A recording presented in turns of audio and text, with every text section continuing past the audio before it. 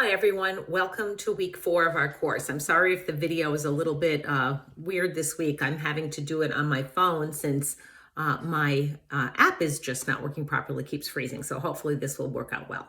So this week we're going to be talking about what is an intellectual disability. We're also going to be looking at traumatic brain injury, can also be called TBI. I meant to say that intellectual disability is often referred to as ID. We're also going to be talking about orthopedic impairments and multiple disabilities.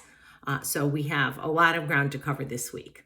You should be reading the FAQ I have posted on ID and also information about orthopedic impairments. And then you have a whole bunch of videos to watch with regard to ID, inclusion, TBI, and also multiple disabilities, that federal category, one of the 13 that is multiple disabilities. And if you're using this supplemental text, chapters 6 and 14 will have information for this week. For our discussion this week, we are going to continue talking about these disabilities, in this case, the category of ID or intellectual disability, but we're going to be talking about it again in the context of meaningful inclusion. So when I say meaningful inclusion, just having somebody present in a regular ed classroom does not mean that they're meaningfully included. The example I will give you is that if you have a child with an intellectual disability who spends all day at the back table with a one-to-one para, that really is not meaningful inclusion. So for this week, for our discussion, I'd like you to define what ID is, what is an intellectual disability, talk about that federal category and what the criteria are for it, and then talk about including a child with an intellectual disability in a general education classroom, with that pivotal word being meaningfully included.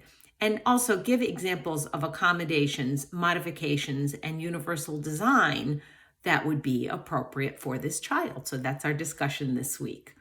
For our assignment this week, we are going to be, again, continuing our discussion about universal design for learning principles.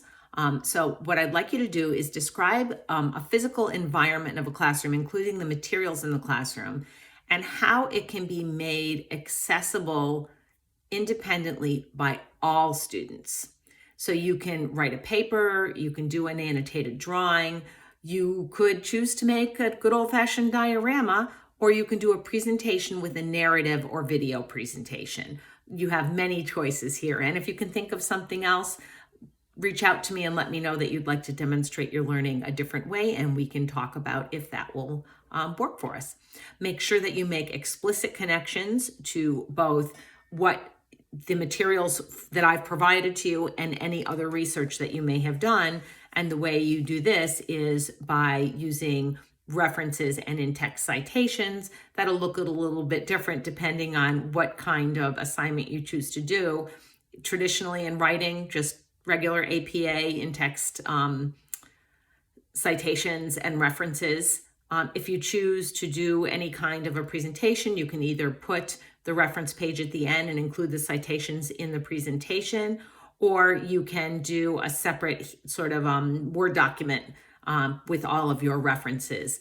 And if you're doing just a video presentation, not just, but if you choose to do a video presentation, your in-text citations really are going to be made verbally, that you read in this particular article or you saw this on this particular website, and then include those in it would be a separate Word document with all of your references and citations.